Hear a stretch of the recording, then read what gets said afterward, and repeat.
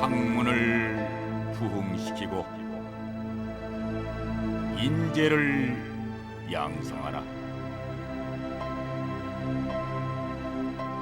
예가 우선이며 학문은 그 다음이라. 건물은 오래되면 낡아 무너질지라도 바위에 새긴 글씨는 영원할지니.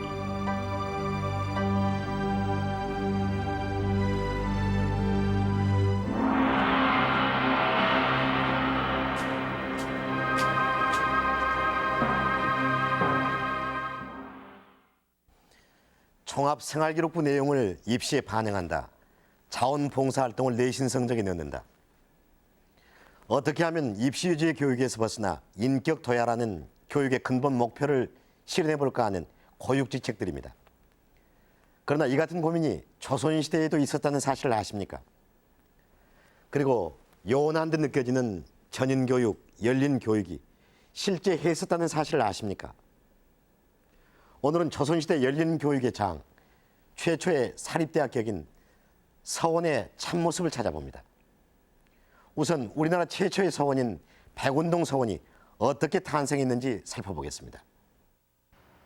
백성이 기아에 허덕이고 정치가 혼란에 극을 달하고 있는 오늘날 선비된 자로서 보다 시급히 해야 할 일은 바로 성현의 뜻을 쫓아 도를 세우는 일일터. 이제 남은 것은 문성공 선생의 본을 받아 도를 세우는 일뿐이니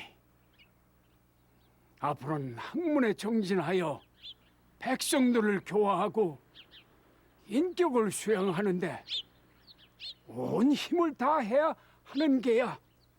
명심하겠사옵니다.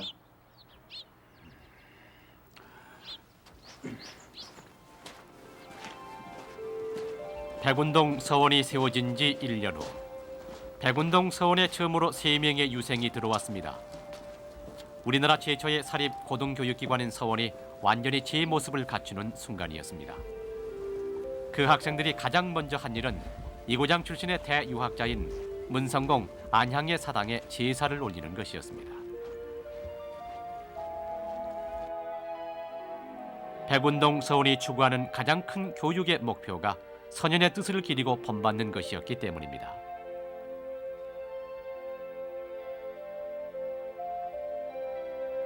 백운동 서원을 세운 사람은 당시 풍기군수였던 주세봉입니다.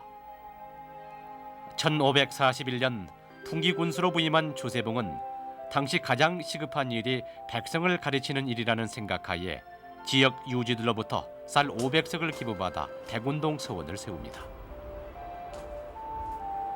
낙동강이 발원되는 죽계천 앞 숙수사라는 절자리였습니다.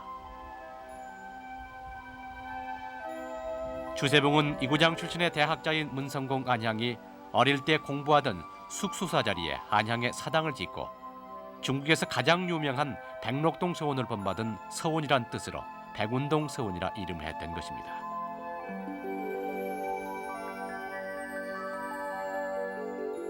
안향은 중국에까지 이름이 널리 알려진 고려시대의 대성리학자로 지금 남아있는 안향의 영정도 그의 학문을 흠모해서 중국에서 그려진 것입니다.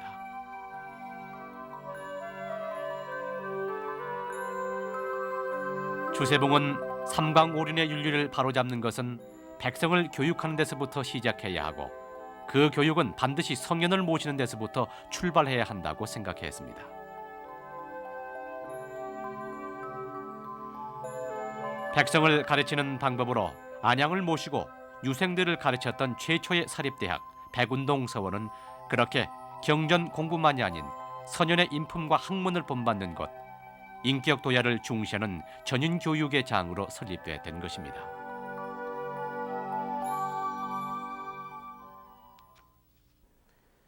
최초의 서원인 백운동 서원인 이처럼 안향의 제사를 지내는 사당으로 먼저 출발했습니다. 그리고 안향을 배양하려 오는 유생들이 함께 어울려 공부할 수 있도록 강당과 기숙사를 짓고 본격적인 교육기관으로 발전합니다. 백운동 서원이 어떻게 교육기관의 면모를 갖췄는지 그 구체적인 모습을 살펴봅니다.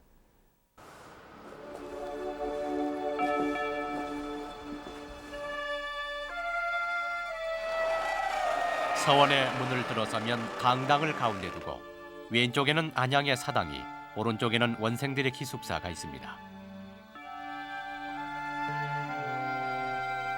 서원의 강당격인 명륜당은 서원의 유생들이 한데 모여서 학문을 논하고 토론하던 장소였습니다. 당시 그 유생들이 서원에서 배우던 책들은 성리학의 줄기가 되었던 사서삼경과 소학자전이라는 책들이었다고 합니다. 배움의 과정에 있어서 공부하는 방법은 주로 강을 했다고 합니다. 강이란 것은 유생이 배웠던 것들을 크게 소리 높여 외치게 되면은 여러 재생들과 스승이 듣고 서로 질이 토의하는 과정을 거칩니다. 서원의 전통적인 교육 방법은 배운 글을 소리 높여 읽은 후에 그 이치를 묻고 답하는 시기였습니다. 암송 위주의 교육 방식을 극복하기 위한 것입니다.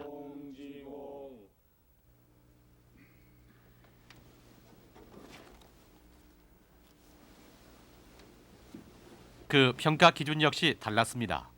경서의 구절들을 모두 이해하고 그 내용을 설명하는 데 막힘이 없는지, 책이 쓰여진 근본 취지는 잘 이해하고 있는지 등이 주요한 평가 기준이었습니다. 그 평가도 교수 한 명이 아니라 여러 명의 평가를 종합한 것이었습니다.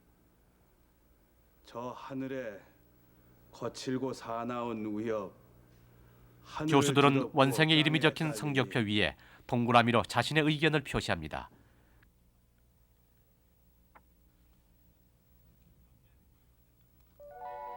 그렇게 작성된 원생들의 성적표가 바로 지금까지 남아있는 독권점질입니다. 평가 방법은 오늘날의 수우미양각격인 대통, 통, 약통, 조통, 불이 5단계 혹은 통, 약, 조, 불이 4단계 평가법이 있었습니다. 원생들의 자유로운 학문 연구를 위해 세웠던 도서관 장서각에는 지금도 3,000여 권의 책이 남아 전합니다. 서원의 교육은 소수 정예 교육이 원칙이었습니다. 여기는 입학 정원이 한 해는 평균 10명을 기준으로 한 20명 정도, 그 정도 내외로 뽑았습니다. 많이 뽑은 해는 24명, 작게 뽑은 해는 3명까지 뽑은 예는 있습니다만은 1542년도, 중종 37년도 창건된 그 해부터 뽑기 시작해서 1886년도까지 352년은 긴 세월 동안에 길내는 제자가 한 4천여 명에 이르고 있습니다. 새벽부터 밤까지 원생에 대한 교육은 원생 자신의 자율적인 실천과 학습과의 조화 속에 이루어졌습니다.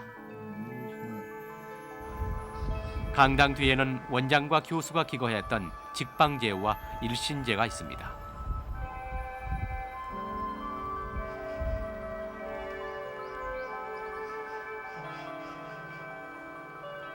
서원 밖에는 정자를 두어 학생들이 경서 공부뿐 아니라 자연 속에서 자연의 이치를 깨우치며 글을 짓도록 배려하고 있었습니다.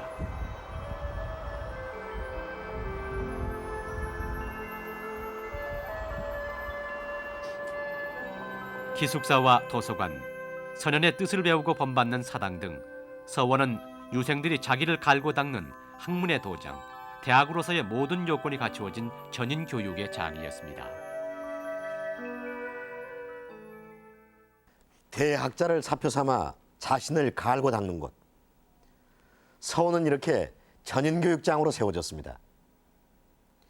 주세봉이 세운 지 6년 후 백운동 서원은 풍기 군수로 부임했던 퇴계 이황의 요청으로 국가의 공인을 받고 지원받는 교육기관으로 거듭납니다. 여기에 퇴계의 서원 보급운동까지 이어져 서원들은 그 수와 교육 내용 면에서 비약적으로 발전합니다. 서원은 어떻게 운영됐는지 좀 더 구체적으로 살펴봅니다. 서원의 운영과 교육 지침은 서원의 규약, 원규의 형태로 남아 있습니다. 백운동 서원의 원규는 중국의 관학보조 기구였던 백록동 서원의 학비를 본따 만들어졌지만 이후에는 이황이 만든 이산서원 원규를 지침으로 만들어집니다. 소수 정예인 만큼 원생들의 입학 자격은 까다로웠습니다. 생원시와 진사시 합격한 정도의 기본적 소양이 있는 사람들을 우선으로 학업에 열심이고 품행이 방정한 사람들 중에서 유림들의 상의를 통해서 뽑았습니다.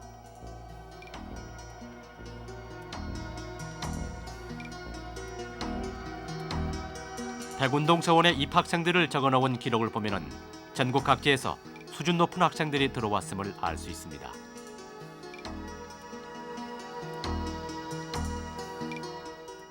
서원이 설립된 조선 중기의 경우에는 이 원생의 선발이 상당히 엄격했습니다. 그것이 서원이 질적으로 좀 더 다른 관악보다 향상되고 뛰어나게 했던 한 그 원인이 된다. 서원의 운영을 책임지던 원장을 비롯한 원님들은 지역 유림들 중에서 학식 있고 덕망 있는 사람을 선출했습니다. 3명 정도 추천을 받아서 그중 1명을 투표로 추대하는 형식입니다. 서원의 운영은 이처럼 지역사회와 밀접한 연관하에 이루어졌습니다. 배양하는 인물의 종친들은 서원 운영에 관여하지 못하도록 하는 것이 일반적이었습니다.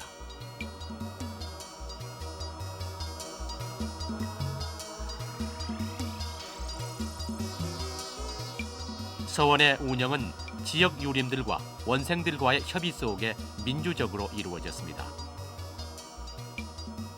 그렇지 않으면 원장이 축출되는 경우까지 보입니다. 백운동 서원의 초대 원장이었던 김중문의 서원 운영 방침에 반발한 원생들이 서원을 비우고 떠나버리자 원장도 결국 원장 자리에서 물러나야 했던 것입니다. 원임들도 서원에 관한 모든 사항을 뜻을 모아서 합의제로 처리했습니다.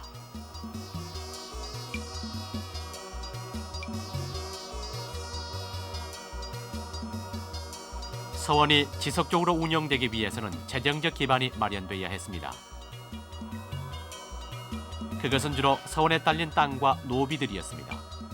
서원의 전답을 빌려주거나 전답에서 나는 소출로 장리를 놓아서 그 이자로 서원에 필요한 제반 경비들을 충당했던 것입니다. 그 독자적인 재정 기반을 바탕으로 서원은 지방관들의 간섭을 피하고 자율적으로 유생들을 길러낼 수 있었던 것입니다.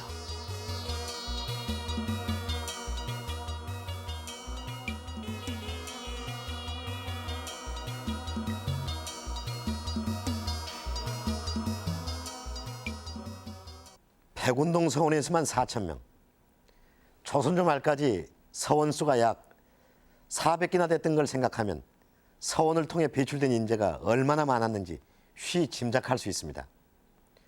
조선 중기에 설립된 사립 고등교육기관인 서원은 조선시대의 가장 중요한 인재 양성소였습니다. 그러나 왜 뒤늦게선 사립교육기관인 서원이 그 역할을 맡아야 했을까요? 조선이 건국 초부터 학교를 세워 백성들의 교육에 힘썼다는 사실을 생각하면 언뜻 이해되지 않는 부분입니다. 그 배경을 정용실 아나운서가 알아봤습니다. 이곳은 조선시대 국립대학교 격인 성균관 앞입니다. 유학적 윤리 정치를 내세우면서 나라를 세웠던 조선은 건국 초기부터 유교 이념의 확산과 인재 양성을 위해서 학교 교육을 중시해왔습니다. 조선 왕조는 한양으로 수도를 옮긴 후 서울의 성균관과 사부학당을, 지방에는 향교를 세워서 학생들을 교육했고 과거 제도를 통해 유교적 이념으로 무장한 관리들을 선발했습니다. 성균관이나 사부학당은 결국 새로이 건국된 조선이란 나라의 지배 사상을 강화하고 관료 체제를 재편성하기 위한 교육기관이었던 셈입니다. 이곳은 성균관의 학생들이 공부하던 강당격인 명륜당입니다. 조선 초 성균관의 학생 수는 150여 명, 세종 때부터 200여 명으로 늘어납니다.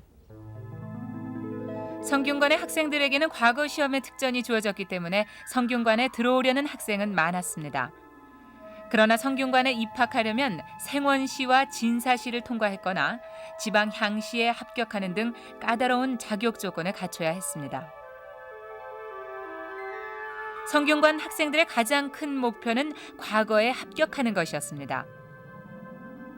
학생들은 기숙사 생활을 하면서 과거에 대비한 경전 공부에 전력했습니다. 교육 내용은 사서 오경을 기본으로 과거 과목에 따라서 유동적이었습니다. 성균관은 조선시대 관리 양성을 위한 고등교육기관이었습니다. 그러나 세종조 이후 과거 시험의 폐단이 하나둘씩 나타나면서 성균관을 비롯한 관립교육기관은 점차 교육기관으로서의 기능을 제대로 수행하지 못하게 됩니다. 초기에 엄격했던 과거 제도와는 달리 공신의 자제들에게는 과거 외에도 관리 등용의 길이 열리기 시작했습니다. 그러자 관악은 과거 응시자 양성의 독점적인 지위를 잃고 차차 쇠퇴했던 것입니다. 이미 세종 4년에는 성균관에 나아가 공부하는 생원의 수요가 크게 줄어서 언제나 수십 명에 불과하다며 국학의 쇠퇴를 크게 우려하고 있고, 중종대에는 교수들이 가르치는 데 뜻이 없어서 유생들이 전혀 모이지 않자 학사 앞마당에서는 날마다 소잡기를 일삼아 뼈가 산처럼 쌓였다고 합니다. 지방의 공립교육기관 격인 향교의 피폐상은 두말할 나위가 없었습니다. 학생을 가르칠 교수격인 훈도가 사서 오경 중에 일경도 통하지 못해서 오히려 실력 있는 학생이 선생을 가르치는 지경에 이르게 됐다는 것입니다. 향교에서 교육을 담당하는 사람들이 자질 없는 사람들이 대부분을 차지하게 됩니다. 그들이 사서는커녕 기본적인 물리조차도 통하지 못하는 사람들이 됨으로 인해 가지고 자연스럽게 이 향교 교육 자체가 거의 이 공동화되는 현상을 나타내게 됩니다. 조선 초 백성들을 성리학이라는 새로운 통치 이념으로 널리 교화하고자 세워졌던 성균관을 비롯한 관악. 그러나 날이 갈수록 그 기능이 쇠퇴하면서 조선 사회에서는 서원이라는 새로운 교육기관을 필요로 했던 것입니다. 서원이 설립된 1543년경 조선은 거의 교육 부재 상태에 빠져 있었습니다. 관악을 대신할 만한 새로운 교육기구가 절실히 필요했습니다. 그것이 곧 서원의 설립으로 나타납니다. 그러나 서원을 설립하게 된 배경은 이뿐이 아니었습니다. 당시의 정치적 상황 역시 지식인들이 결집할 수 있는 새로운 형태의 구심체를 요구하고 있었습니다. 서원이 생기던 무렵 정치 상황은 혼미하기 이를 데 없었습니다. 연이은 사화로 수많은 선비들이 목숨을 잃었고 뜻있는 지식인들은 모두 정치를 포기하고 지방으로 은거하고 있었습니다.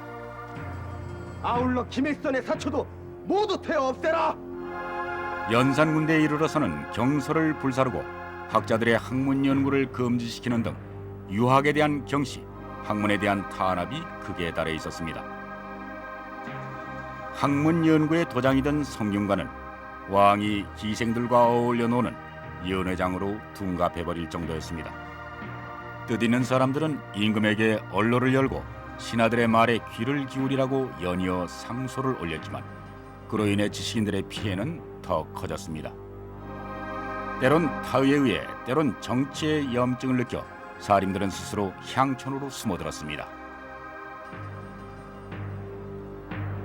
중종 반정으로 연산군이 폐위되면서 조광조 등 향촌에 은거했던 신진사리들은 위로부터의 개혁을 시도해보지만 도학정치의 실현을 통해 이상사회를 꿈꾸었던 조광조의 급속한 개혁은 집권 세력인 외척 등 척신계의 반발로 결국 좌절하게 됩니다.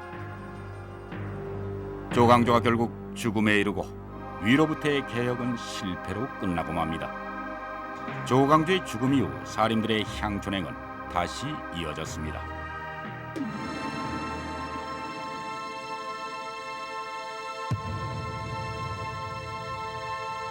이황 역시 벼슬을 물리치고 고향으로 낙향합니다. 실패로 끝난 위로부터의 개혁 대신 이상사회를 구현할 새로운 방법을 구했던 것입니다.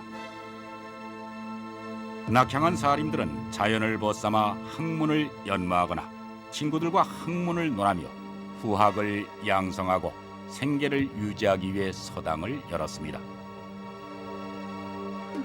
그렇게 중앙의 정계에서 물러난 사림들에겐 지방에서 자신들의 뜻을 펼 근거지가 필요했습니다.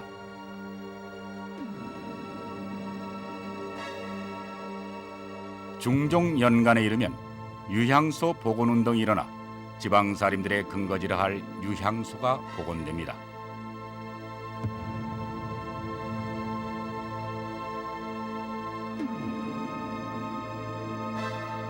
유향소는 지방수령들의 불법 행위 등을 견제하고 때로는 도울 수 있게 한 지방자치기구였습니다만 결국 지방수령들과의 갈등 관계가 지속되면서 제 역할을 하지 못하게 됩니다. 하지만 서원이 창설될 당시 향촌 사회에서 구심체를 형성하고자 했던 살인들의 움직임은 계속되고 있었습니다.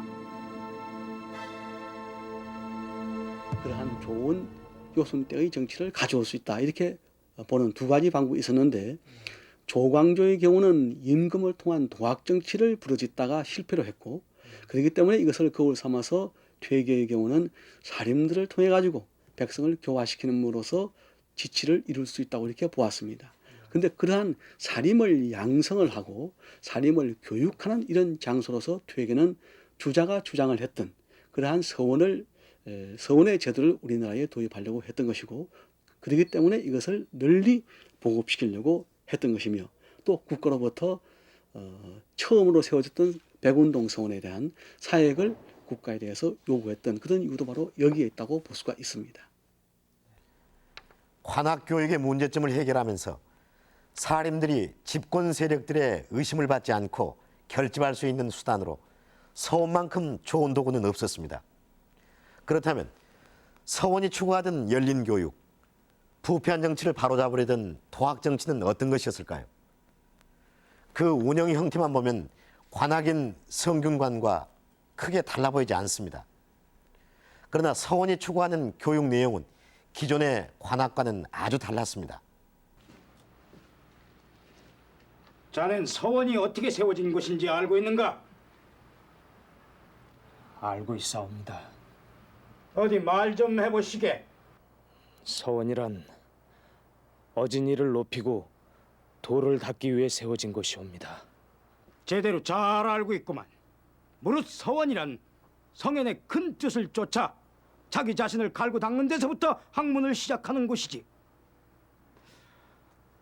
하면 국학이나 성균관과 다른 점은 무엇이라고 생각하는가? 성균관은 과거와 법령에 구속되어 있다는 것이 서원과 가장 다른 점이옵니다. 옳거니 만일 국가의 부름으로 과거를 응하게 되면은 또한 마땅히 성심으로서 공을 이룰 것이다. 허나 학문의 참뜻은 돌아보지 아니하고 구차슬의 따뜻함과 배부름만 구하려 과거 공부를 한다면 이는 크게 잘못된 것이야. 하오나 현실 정치에 참여하여 뜻을 펼치는 것도 선비의 도리가 아니겠사옵니까? 그것도 나아가고 물러설 때를 알고 진실로 도를 지향하여 게으르지 아니하고 자신을 도덕적으로 완성한 후에 이르거늘. 최근 자네가 하고 다니는 행적으로 보아 자넨 오로지 입신양명의 기회만을 쫓아 바른 뜻으로 나라의 은혜에 봉사하려는 사람들의 생각마저 흐리고 있으니 더 이상 이곳에서 공부할 까닭이 없네. 당장 이곳을 나가도록 하라. 출세만을 쫓아 학문 연구보다는 과거 공부에 열을 올리던 한 유생이 결국 서원에서 쫓겨나고 말았습니다. 서원은 인생과 우주의 본질을 탐구하고 자신을 도덕적으로 완성시키는 것을 일차적인 목적으로 하고 있었습니다. 오늘날의 전인 교육과 흡사합니다. 서원에선 장유유소와 붕우유신 두 가지의 덕목을 특히 강조했습니다. 동문들과의 의리를 지키고 어른을 공경할 줄 아는 사람, 예를 지키고 자기 자신을 억제할 줄 아는 사람 등 서원에선 생활 속의 자기 완성이 가장 중요하다고 가르쳤던 것입니다.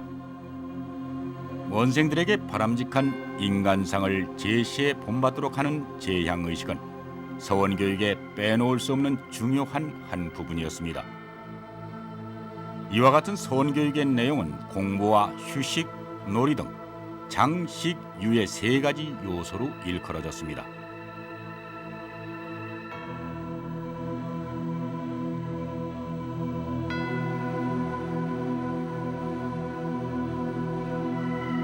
자연 속에서 지내며 생활 속의 도를 이루는 가운데 학문은 저절로 이루어지는 것이란 뜻입니다.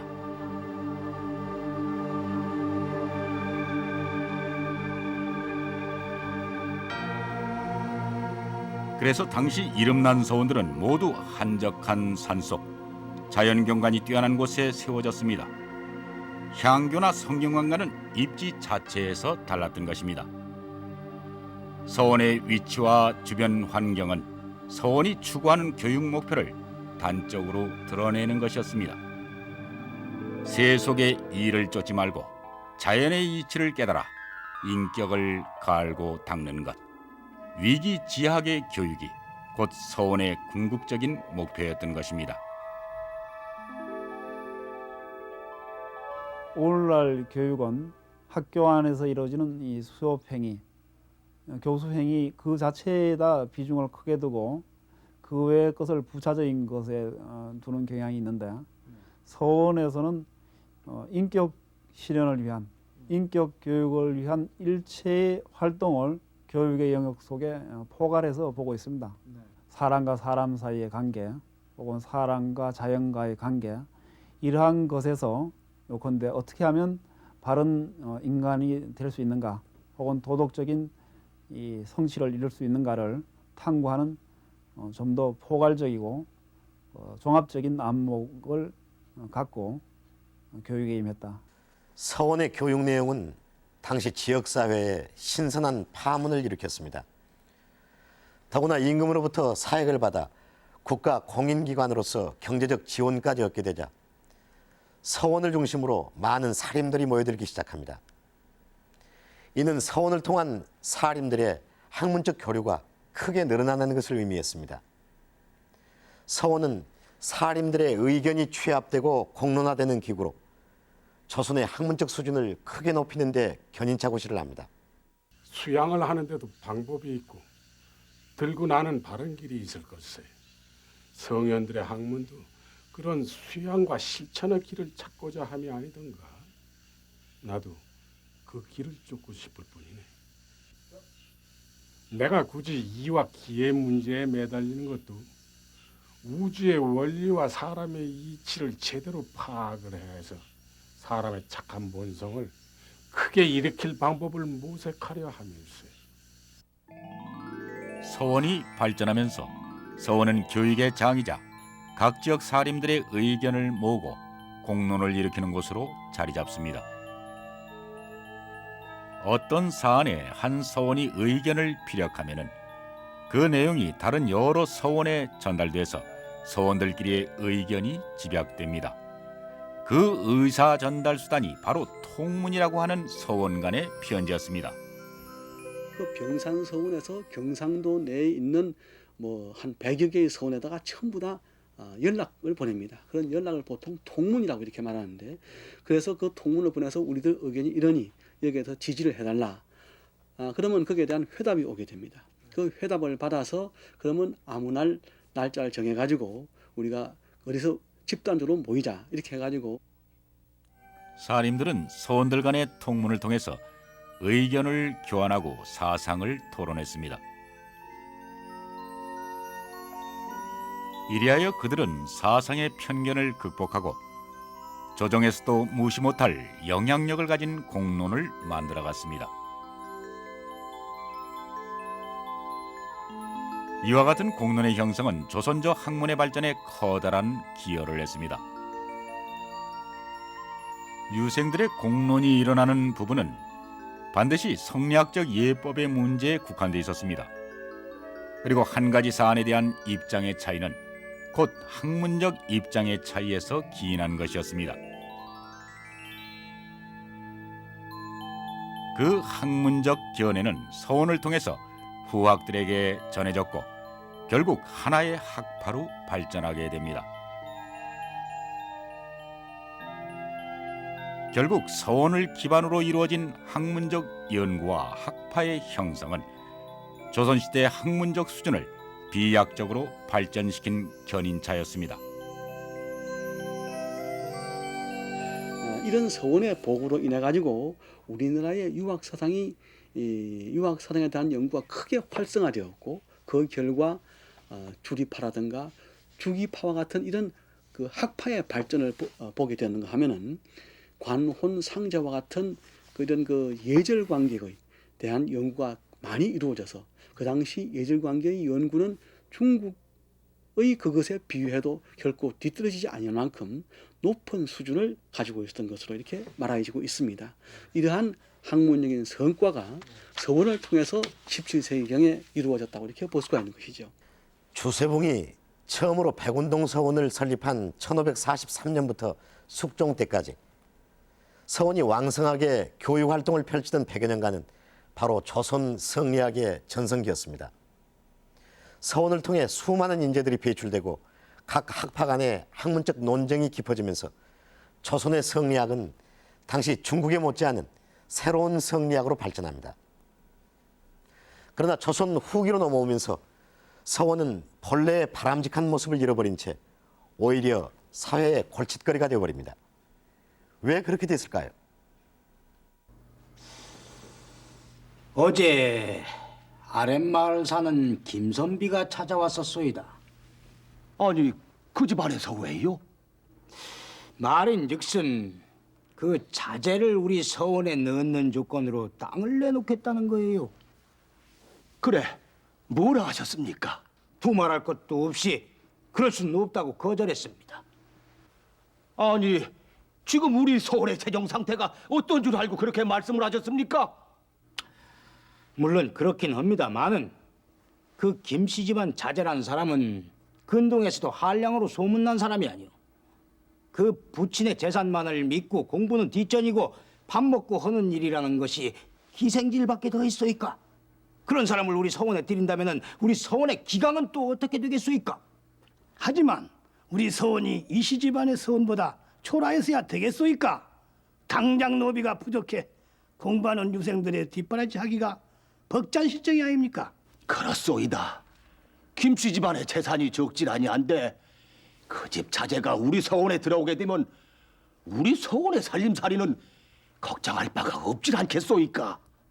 그 김씨 집안의 자제는 단지 우리 서원의 명망을 등에 업고 행색계나 해보려는 것이지 학문을 하려는 사람들이 아니에요. 설령 그러면 어떻소이까? 아니되오이다. 나는 절대로 그런 위인을 우리 서원 문 안에 발을 들여놓게는 할 수 없소이다.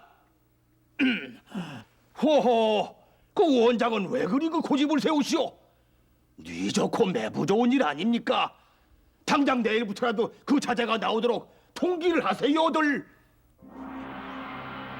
땅을 기부받고 원생을 입학시키는 문제로 갈등이 심화되고 있습니다. 조선조 후기로 들어서면서 서원의 수는 기하급수적으로 증가해서 전국에 400여 개, 한 도에 8, 90개의 서원이 난립합니다. 그 결과 지방관아의 재정 지원에 의존하던 서원들은 재정 상태가 크게 나빠졌습니다. 결국 서원을 유지하기 위해서는 이처럼 잘못된 기부금 입학까지도 시켜야 했던 것입니다. 그리고 서원의 운영도 문중의 종친들이 좌지우지하게 됐습니다. 그러자 서원의 폐단을 지적하는 상소들이 줄을 잇기 시작했습니다. 아무 집안이나 세력이 있으면 서원을 설립하고 자기 집안의 인물을 사당에 모셔 서원은 서년의 학문과 뜻을 배우는 교육의 장이 아니라 문중의 인물을 모시는 가묘로 또한 붕당의 원상으로 변질돼 갔습니다. 학문 공부를 하기보다는 단지 어떤 사회적인 영향력을 노린다든지 혹은 이 지위의 어떤 유지를 위한 한 수단으로 들어온 경우가 많습니다. 그래서 후기 자료들을 보면은 그들로 인해 가지고 재학만을 지나치게 강조하고 말하면 강학 활동은 완전히 정지하게 되니까 그것에 의한 폐단이 수없이 많이 논의되고 있습니다. 가장 대표적인 예가 화양동 서원이었습니다. 화양동 서원은 봄, 가을 제사 때 돈을 내라는 통고문에 서원의 목도장을 찍은 다음 인근 고을에 돌렸습니다. 그러면 양관과 평민을 가리지 않고 주머니를 털어야 했습니다. 만약 그렇게 하지 않으면 서원으로 끌고 와 형벌을 가하기까지 했습니다. 서원의 행포가 사회적 문제로 등장하자 나라에선 서원에 대한 영향력을 행사하기 시작합니다. 서원에 대한 비판은 점점 높아지고 마침내 1871년 대원군에 의해서 서원 철폐령이 떨어지면서 대부분의 서원은 몰락의 길을 걷게 됩니다. 선연 한 분에 대해서 하나의 서원만이 제사를 올릴 수 있도록 건실한 서원 47개를 제외한 나머지 서원은 모두 사라지게 되는 것입니다.